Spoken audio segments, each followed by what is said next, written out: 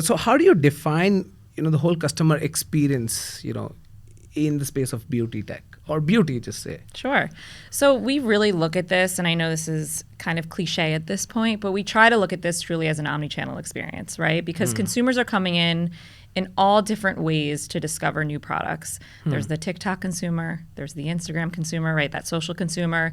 Then there's the consumer who just looks online and Googles and tries to find which product they're looking for. Then there's the in-store consumer. So everybody's kind of discovering products in a very different way. And obviously that ranges depending on age groups and all their different demographic information. So for us, it's really understanding how do we speak to the consumer where they are at the right time.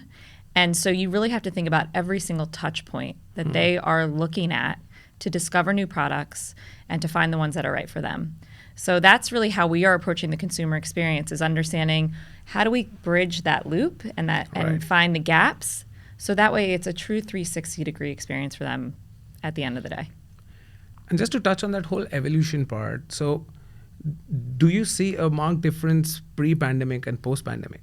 Because I was reading a report where it said that almost 30% of the sales for beauty now is coming in from e-commerce channels, which in my view, from retail, from my past experience, used to be between 5 to 10%. So, and now we're seeing a big jump in e-commerce, and now like more digital touch points have, started showing up. So it's not only challenging, I believe, to get a 360 view.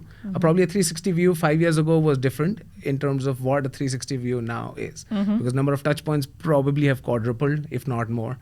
And now more sales are happening on e-commerce as a channel. Yeah. So do you see that shift happening? We've absolutely seen that shift. Pre-pandemic, it was a lot about discovery in store, and when people felt very comfortable being there and using testers and kind of taking that time to discover products. During the pandemic, obviously, we saw a big uptick in social selling and live streaming because we didn't have a choice, right? You couldn't go in the stores and use these testers and do all those different activities in the actual retail environment. So everybody had to lean into that at the time. And we've definitely seen, because of that, the uptick of e-commerce has become such a wide, important channel for everyone in every industry, right? And then we saw how Amazon started shifting their strategy because of that, and how our major retailers started shifting their strategy. So, absolutely, it's something that we focus on a lot, especially in the social sphere, because I think social selling has boomed over the last 2 years. I mean, again, you look at TikTok, just the sheer fact of the hashtag TikTok made me buy it, and how much that has increased people going straight from social into buying that product. Also, advocacy is a huge piece that we focus on now that changed everything during the pandemic. People are really, influencers, it's nothing new, but using influencers in an organic way and getting just normal people, talking about your products. And that influence, that wide influence, is really important now. And I think influencers have now become a distribution channel as well. Correct. It's not only about influencing people, but then they have a big followership. And then it's great because, interestingly, back in India, some of the influencers have started coming in some of the Bollywood movies as well. Yeah.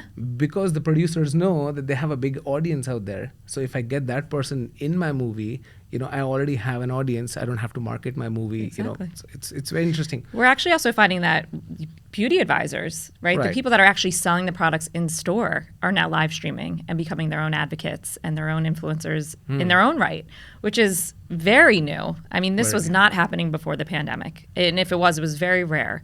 So leaning into the people that are already speaking about your brands in retail, now putting them online as kind of superstars to sell products, it's a new phenomenon.